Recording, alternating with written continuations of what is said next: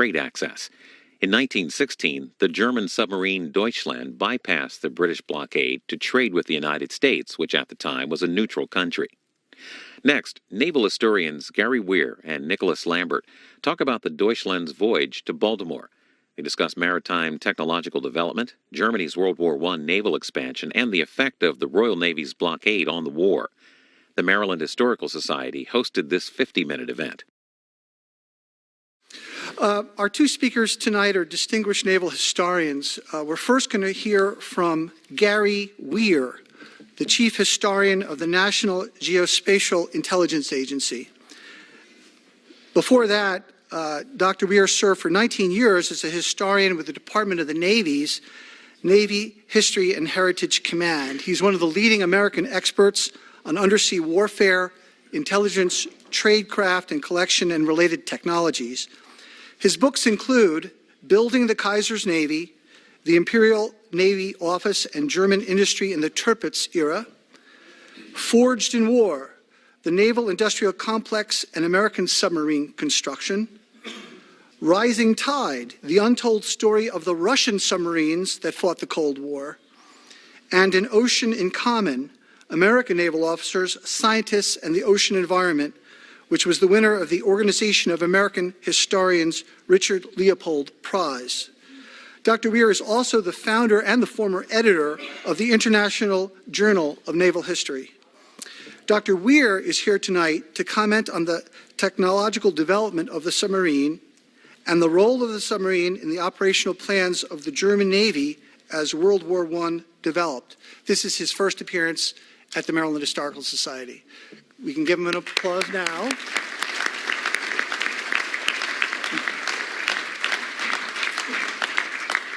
Our other speaker is Professor Nicholas A. Lambert, currently the class of 1957 Distinguished Chair of American Naval Heritage at the U.S. Naval Academy. After receiving his doctorate from Oxford in 1992, Nicholas Lambert has held fellowships at Yale, Wolfson College, Oxford, and Southampton University in England, and was an associate fellow at the Royal United Services Institute in Whitehall, London. His first book, Sir John Fisher's Naval Revolution, is a revisionist account of British naval policy before World War I, and it won the Distinguished Book Award from the Society for Military History. His second book, Planning Armageddon, British Economic Warfare and the First World War, received the World War I Historical Association's 2013 Norman B. Tomlinson Jr. Book Prize. Now, it may be also appropriate for you in the audience to know that Nick's grandfather commanded 3 submarines for the Royal Navy in World War II and miraculously survived the war.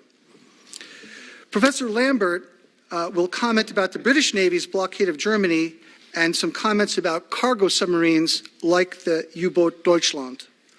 This is also Professor Lambert's first appearance at the Maryland Historical Society. So, as I've explained, each of them is going to talk. We'll take questions from the audience, and then there'll be an opportunity for those who are interested to meet them privately or to have books signed if you are so inclined. So let's welcome Gary Weir and Nick Lambert.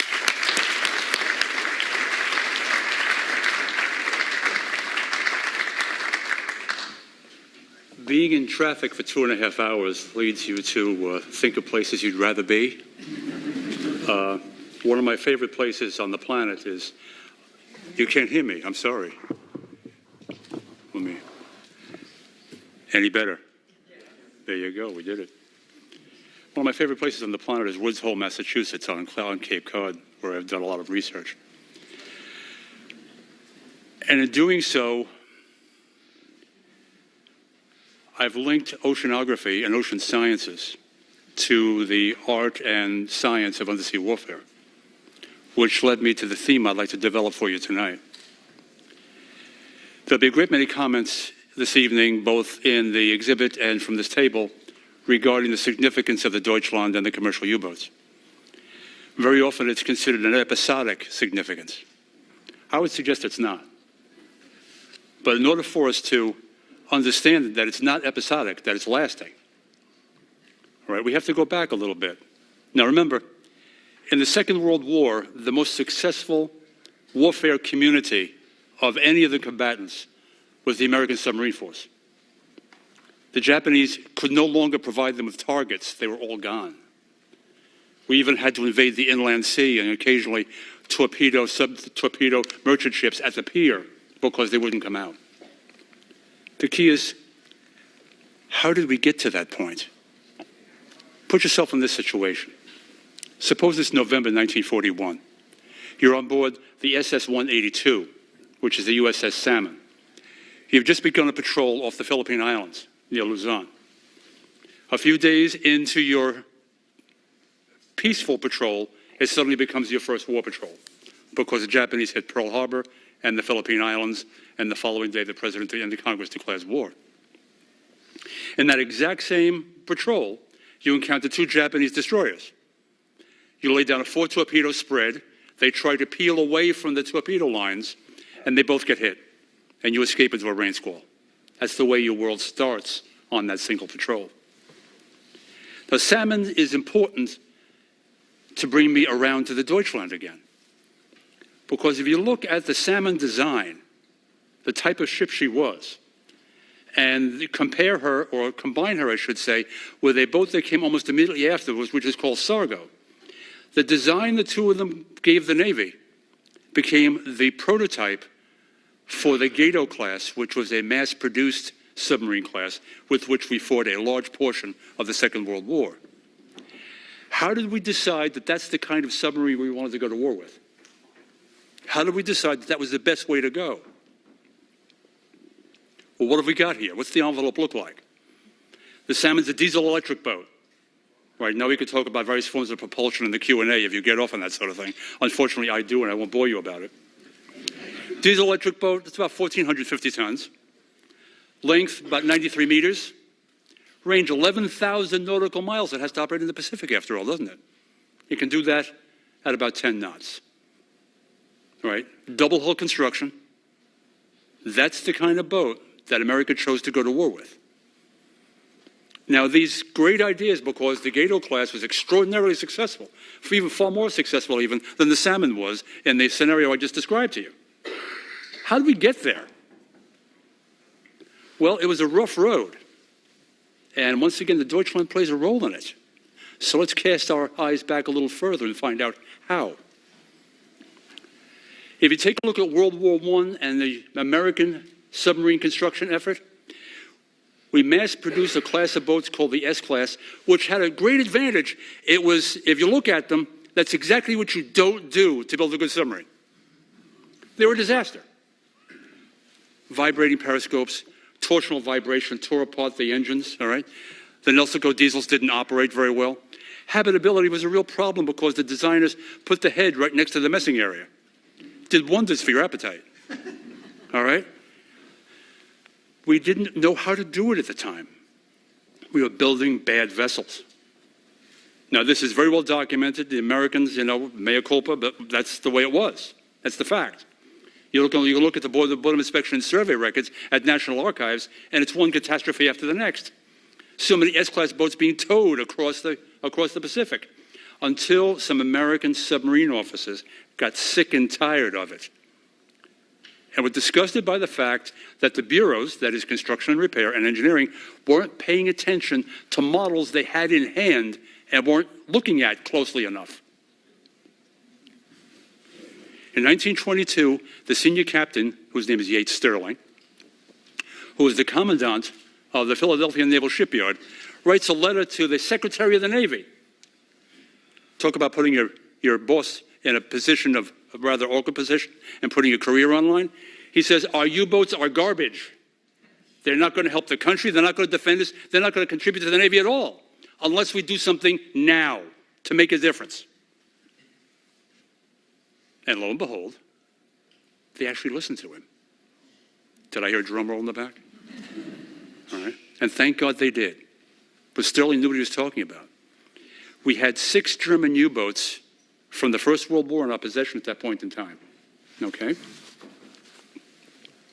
They start looking much more closely at those boats, particularly one, the U-140, which is a U-cruiser, which was a class that Germany built almost as a follow-on to, guess what? The commercial boats. Right? What do we have in that envelope? What makes the U-140 so interesting? Well, guess what? Diesel electric. Have you heard this before? A little bit heavier, roughly 1,950 tons. Length, roughly 90 meters. Actually 90.5 meters. Range, a little over 12,000 nautical miles at 8 knots. Well, if you jack it up to 10 knots, of course your range will come down a little bit, but it sounds an awful lot like salmon, don't you think? In turn, how did the Germans arrive at their formula? Because what they produced in the U-boats, large and small, were quickly produced, excellently engineered, boats that were easy to handle, were dependable out on the ocean. All the things our S-class was not. And Sterling said, go pay attention, take a closer look. And we did. And when we took a closer look, we discovered that when the commercial boats were actually produced, they were produced under the code name, if you will, U-200. All right, that was not actually a boat. It was the code name for the commercial boats. There were 7 of them planned all told, from 1915 through 1916. They weren't really the idea of the Reichsmarineramt, the Imperial Naval Office. The idea came, does anybody know? From Alfred Lohmann, all right, who was an independent wholesale merchant from Bremen. And he had an interest in bringing goods over and through the Royal Navy standoff blockade. So the major motive was economic for him. Bypass the blockade, open up possibly dormant trading possibilities, and bring in key natural resources. What do you mean by key natural resources? Well, nickel, chromium, tin, rubber, things of this sort. And doing it right under the British blockade. Well, Lohmann, being the good businessman that he was, decides, well, I can't do this out of my own pocket. I'm not rich enough. I've got to go find backing. So he goes to the Deutsche Bank. The Deutsche Bank decides to back him. So does the Norddeutsche Lloyd. And that's how they managed to find the German Ocean Shipping Company Limited, which was described to you just earlier. He gets 2 million Reichsmarks as capital to start the project. And he goes into partnership with the Reichsmarineramt, the Imperial Naval Office, to actually build the ships. Now, it's sort of interesting how the ships actually get built. Now, remember, we're talking, we'll always keep the lineage here constant. We started off with an American boat called the Salmon, right? And we took a look at what that envelope looked like. Then we tracked it back to the U-140, all right, which had roughly the same appointments. And the U.S. was beginning to learn from that process. Now we're going back to boats like the Deutschland. The way they're built and the way that happens is sort of interesting as well. Lohmann figured, well, the shipyard in his hometown would be the best. Aktiengesellschaft Weser, AG Weser. And they did indeed put in a bid to build them, as did Vulcan in Hamburg-Stettin. But guess what? Krupp says, hey guys, I could do this for free. No problem. They offer to build the boats for nothing. However, if you look at the small print in the contract, my cargo priorities take priority. In other words, you ship what I need to have shipped. Now, of course, Krupp is one of the largest arms manufacturers in the world, let alone Germany. It owns the largest private shipyard in Kiel, in all of Germany, the Werft. And of course, the Reichsmarineramt says, well, you know, we can't do better than free. So Krupp gets the contract. Very often when you look at sources regarding the Deutschland, the construction yard is called Flensburger Schiffbau AG. That's not really the case. Right? Flensburger Schiffbau stepped in at Krupp's behest because all of the slips, the construction slips at the Werft, were full of boats and other ships. They didn't have any room to do the basic construction. So they farmed out the hulls to Flensburger. Flensburger did the pressure hull on the inside and the external hull as well. And when that bulk was finished, when that corpus was finished, they would ship it to Krupp and they would bring it to Krupp's outfitting yard and they would do all of the internals, the weapons, the communication, the periscopes, all right, the torpedo tubes, the propulsion system, everything, even the habitability and the crew and personnel areas. So Krupp actually built the boat. They just gave the contract to Flensburger to do the hulk. Now the designer, his name is Rudolf Erbach. What sort of envelope that Mr. Erbach designed? How did it compare to the two boats we've looked at so far? Is the lineage valid? Well, guess what? Diesel-electric drive. We can talk in the Q&A why that's a good choice. Displacement, 1,450 tons. Sounds a lot like salmon. 9.5 knots, not quite as fast as, but then again, it's not a warship, it's a commercial vessel. It doesn't need that kind of speed.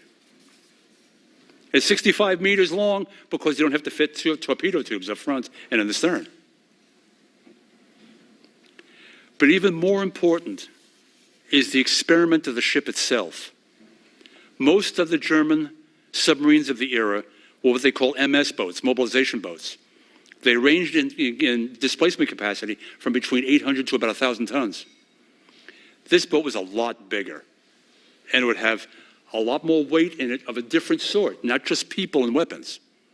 Because most of you probably already know that the first outbound cruise that the Deutschland undertook, they had concentrated dyes on board to the tune of about $1.7 million.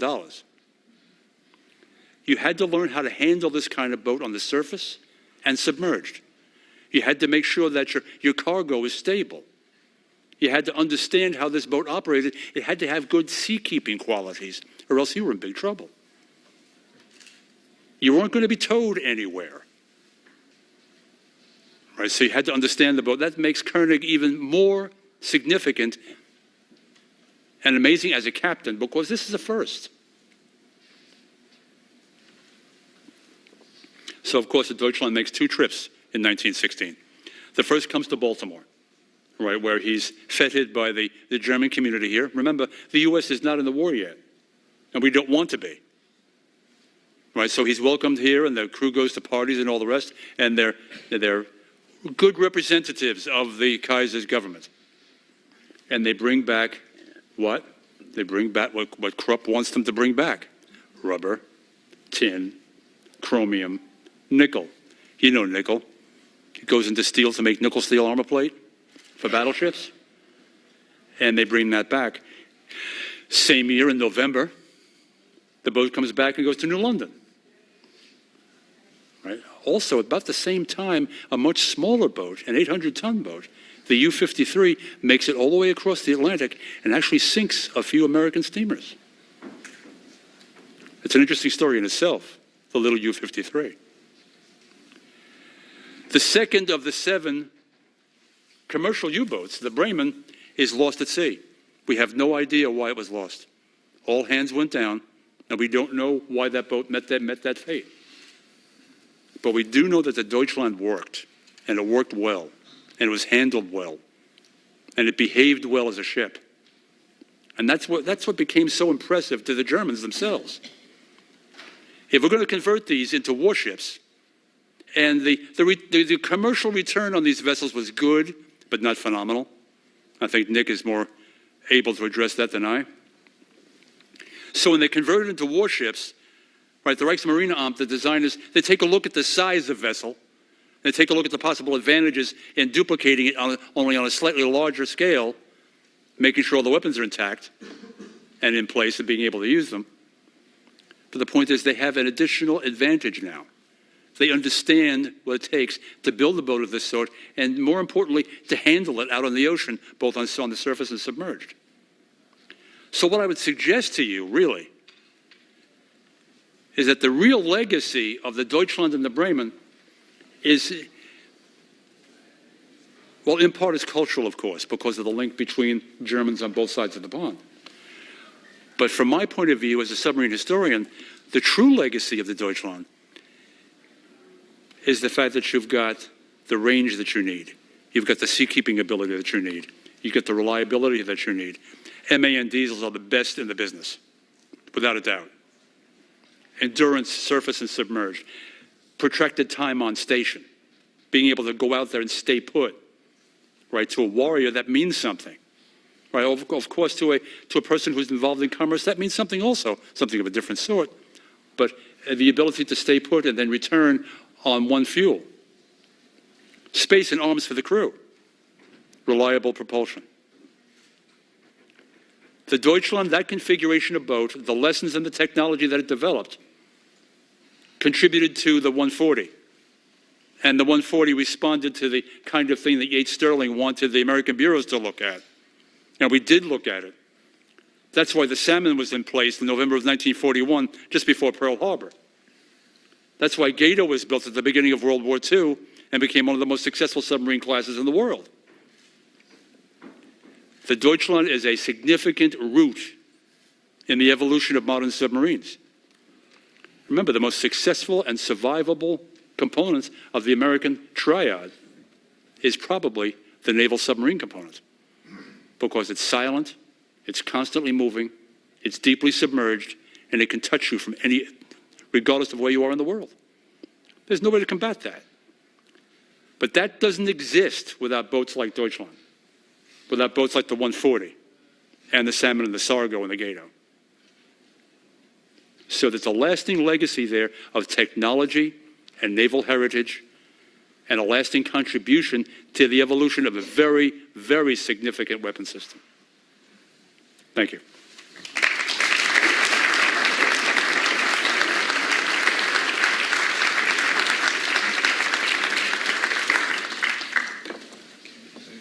All yours. Bang on time. There you go. There we go. Right.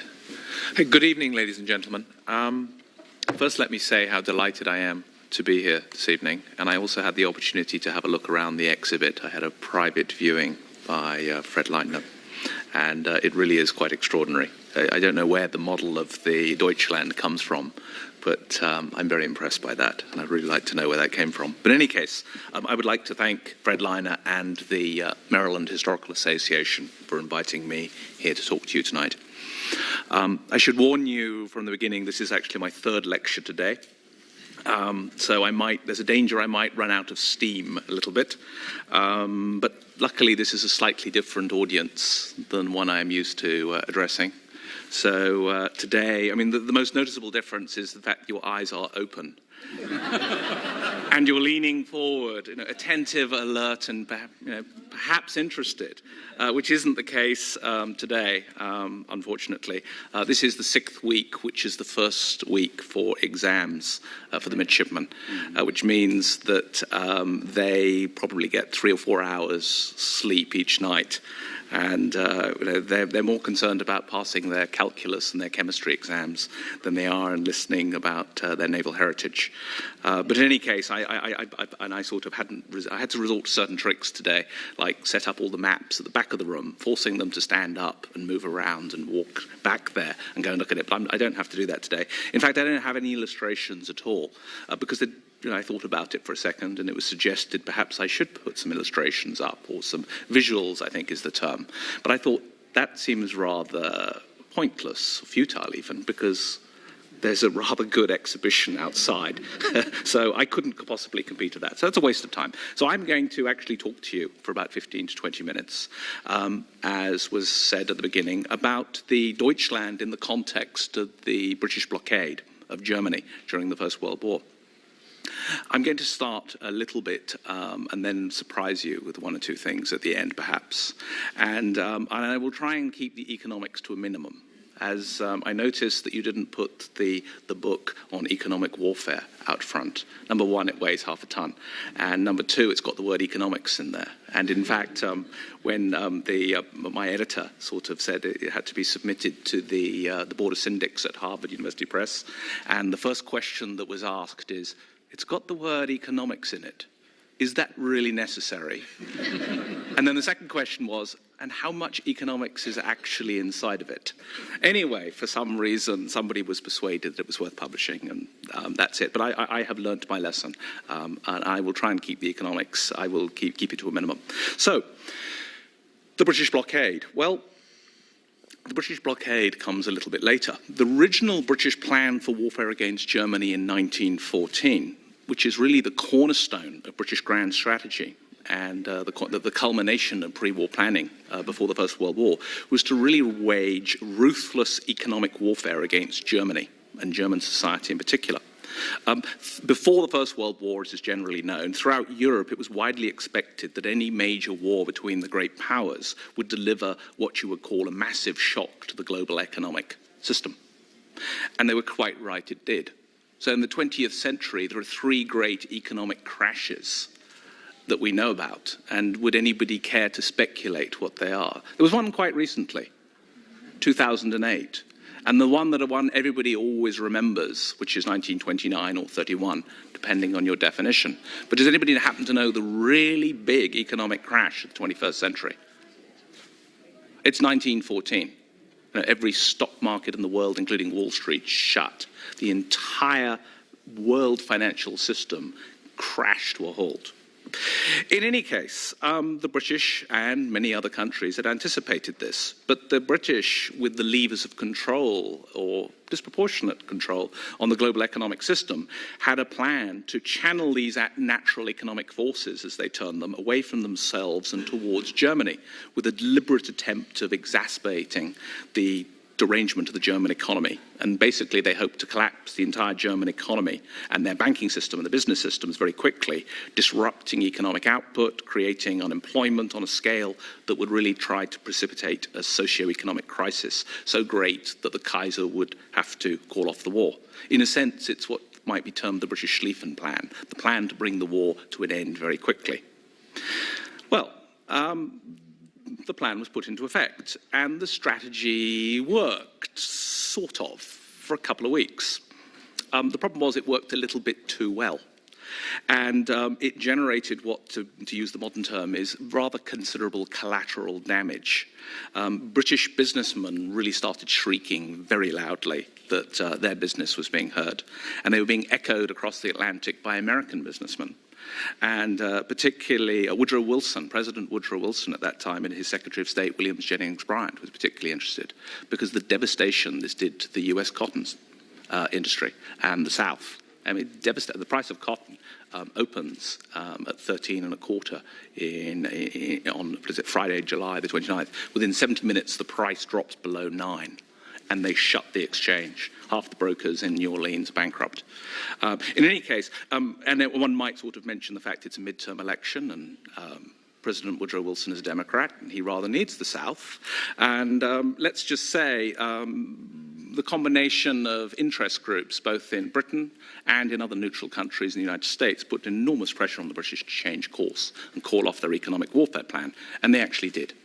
And what they did is they improvised at the last minute a kind of a more recognizable traditional strategy, which we call the blockade, which is basically, in general terms, the interdiction of all foreign trade between Germany and the outside world, and the regulation of much of the foreign trade in close-by neutrals. So that's what they did. But the details we'll come back to in a little bit, because they're quite important and quite interesting. So, Deutschland. Spring of 1915, the notion of this short war, the war would be over quickly, had finally evaporated. And all parties recognized they were committed to a protracted war of attrition. Now, this had very serious economic implications for all parties, particularly war economies, but even the regular economy too. And this was especially the case in Germany. So, because the effects of the British blockade is to constrict the flow of important strategic commodities necessary to sustain modern industry, and in particular to wage modern industrial warfare. These commodities, Gary Weir mentioned a number of them, rubber, chromium, nickel, tin, various other metal hardening agents, could not be found inside Germany, certainly not in the quantities required. And they weren't available from within the other Central Powers as well. So around about this time, as I say, spring of 1915, a number of people inside of Germany hit upon the idea of going around the blockade, or perhaps I should say under it, by building some submersible merchantmen. Now, this idea very quickly gained the support of a number of very important people inside the German government who authorized the construction of a couple of prototypes. One of them, of course, was the Bremen, and the other one, the Deutschland. There was a little bit of, it's precisely who funded them is a little bit, there were so many shell corporations. Dwight Messmer's book was mentioned, and I was very impressed when I reread his 2 books. He had gone some way to untangle the number of shell corporations as to sort of who actually funded them. But at the very least, the German government underwrote it. But they were certainly Navy-controlled and Navy-operated. The crew, including Captain Paul Koenig, were reserve German naval officers who were ceremoniously and publicly retired from the Navy and then found themselves, or released from the fleet duties, maybe we should say that, and assigned to man these extraordinary submersible merchantmen. So, very briefly, in June 1916, the Deutschland departed Germany and disappeared from view in the Heligoland Blight. And quite interesting, the British knew she was out there, and what her intention was to go to the United States. And they actually did try to track her and to intercept. But once she's underwater, there's not much chance. And the thing that probably benefited her is they didn't realize she could possibly be so slow. And so they were started to look much further ahead than she really was. Anyway, long and short of it is, in July, of course, she pops up outside of Baltimore. And as you know, I mean, the people of Baltimore give her a rapturous welcome. Yes, I mean, at this time, I think that 25% of the population of Baltimore had actually been born in Germany, and another approximate 20% were of German descent. So what does she do? She discharges her 163 tons of chemical dyes and pharmaceuticals and some diplomatic bags of correspondence that go to the German embassy after a little bit of disagreement with the American authorities. Anyway, the dyes, as we know, are sold for fabulous profits and made the German agents in USA, Schumacher and Co. There's that wonderful, in the exhibit, the poster of Schumacher and Co. Anyway, the partners of Schumacher and Co. made out like bandits, by all accounts. And yes, and of course, Captain Koenig goes on a triumphant publicity tour. And he loads up his submarine for the return trip with 385 tons of rubber, 335 tons of nickel, plus a few other, and that's a bit of tin, some vandanium, some various other rare minerals that are used to make steel alloys. And he returns to Germany.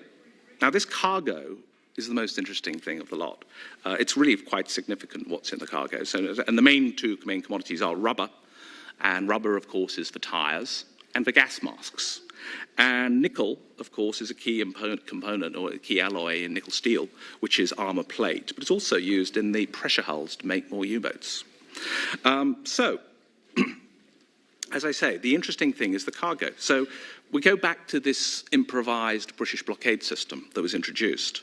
So when we talk of the blockade, I'm sure it conjures, it conjures in everybody's mind, you have images of these cruisers, grim British cruisers patrolling the cruel waters of the Atlantic, trying to, track down these merchantmen carrying cargoes of contraband across the Atlantic. This is the image it actually conjures.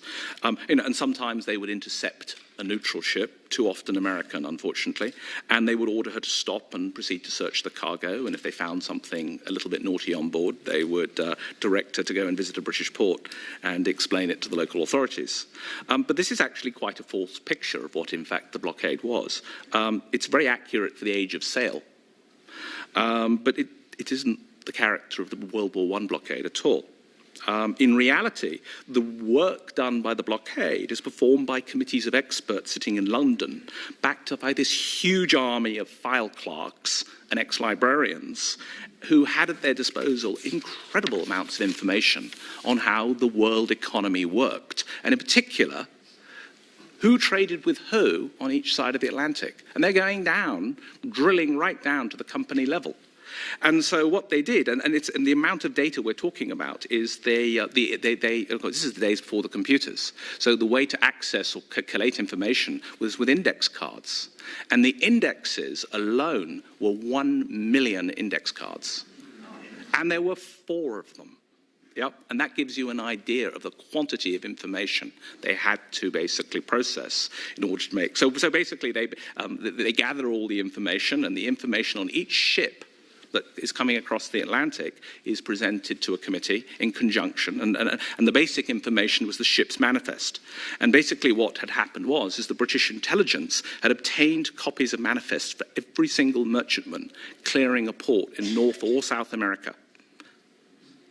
And these manifests were scrutinized alongside other data that had been acquired through various nefarious means, such as the ownership of the ship, the vendor, who had purchased the cargo, which bank had financed the transaction, and they looked for anomalies. So if they saw, I don't know, Schumacher and Co. were actually trying to sell, I don't know, bananas to a company in Holland, they would be a little bit suspicious because this isn't their natural business. What's going on here? Anyway, but what the point is that whenever an anomaly was detected in this pattern, this paper, mass of paper, which is quite often, they notified the Admiralty, which promptly signalled a cruiser to go and intercept the merchant ship, which 97% of the time they did, and they would escort the ship into a British port where the cargo would be torn apart and they would find what they thought they were after. But this is only part of the story. So one thing, it's a paper information control question, or the character. The other key aspect of the British blockade policy was to control and license of key strategic commodities produced inside the British Empire. In other words, they didn't want to have to deal with more paperwork than they really had to. And they figured that if it came from within the British Empire, if they could control that, this would cut down on the paperwork. That was nice in theory. So basically what they did is they refused to permit the shipments of these products to any country, including especially the USA, unless they would be absolutely satisfied they wouldn't be promptly resold to Germany. And it's a kind of end-user certificate system. So the British would only permit the cargo to go into the United States if there was a guarantee that it was going to go to a particular factory in the United States and be turned into something relatively innocent. So rubber would go to the Ford Motor Company. And in 1916, do you know how many, it's a stunning number, the auto industry in the United States was turning out somewhere in the region of 1 million vehicles a year already. And they were consuming perhaps 40, 50, 60% of the total rubber production in the world. In any case, and of course, how do they get all this? And the US government itself had agreed to this system, under duress, I might add, because the US, as a modern industrial economy, needed these commodities, and the Ford Motor Company certainly did. And in return, the US had actually agreed to the British collecting the copies of all these manifests, clearing American ports. Because both sides basically agreed they really must cooperate because there was too much, it was too expensive for both sides not to continue with trading with each other. So, any guesses as to which two commodities are at the top of the British controlled list? Well, one of them is rubber, which not much of it is made in the United States. Most of it at this time came from Malaya or Ceylon. And nickel, again, not much of it was made in the US at this time, or mined in the US. It mainly came from Canada. So when the British discover through their regular collection of manifests, they get to see the manifest for the Deutschland. And the first thing they see is, wait a minute, you can imagine what the British reaction is. This is a cargo of rubber from Malaya. This is a cargo of nickel from Canada. What's going on here? Yes, and so you can imagine, you know, they made suggestions at the system had slightly broken down at the American end. And so when they they also discovered that German sympathizers in the US State Department had actually colluded somewhat with the voyage of the Deutschland by issuing a health certificate without notifying Washington what they had done. Anyway, the long and the short of it is it causes considerable red faces in the State Department and various other departments of the government. And so basically the success of the Deutschland is really rather awkward and very embarrassing all around for everybody. I will just make a few concluding remarks. And basically the idea of a submersible merchantman was undoubtedly a very, very clever idea. And the achievement from a technical and professional point of view, it really was quite remarkable. It was also an extremely useful instrument of propaganda. Coming about a year after the sinking of the Lusitania. So in the American mind, everyone associates U-boats with the sinking of the Lusitania. 1,000 people killed, including 128 American citizens and children and women and children. And so it was a useful counterbalance to the propaganda of the negative propaganda associated with the U-boats. But really, all these things aside, these U-cruisers or U-submersible merchant ships were never really going to break the British blockade because, quite simply, the quantities that could be carried on these submarines as compared to a regular merchantman was just too small to make much difference. And even if they had built more submersible merchantmans, given that they had enough time and they would divert the resources away from the construction of combat U-boats, there was no way really that the UK or the US were going to permit them to acquire the commodities they needed to take back Germany, because it just wasn't in the interests of the British or the United States to disrupt their own industries and precipitate yet another little trade war between Britain and the United States. And on that note, I will say thank you very much for listening.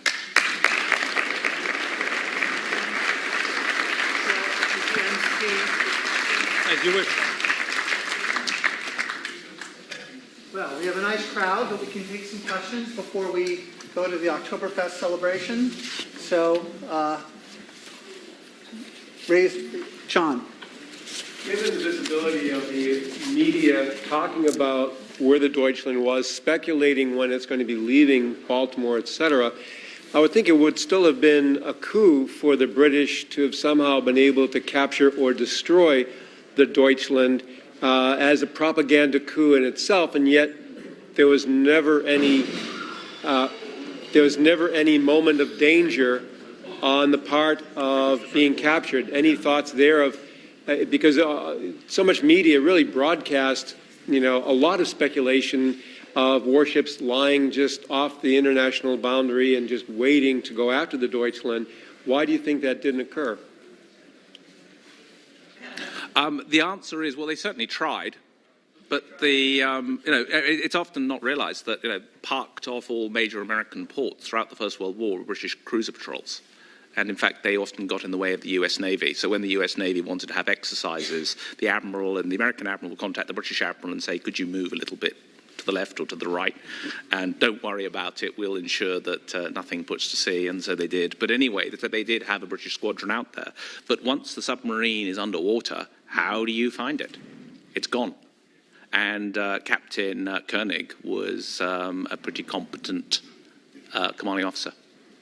Once you get off the continental shelf and you can go deep as they could, all right, probably about 150 feet or so, the British didn't have the technology to find them. You don't have, the kind of sonar that you'll find in later wars. So you go deep, you're gone. Yes, sir. Yeah.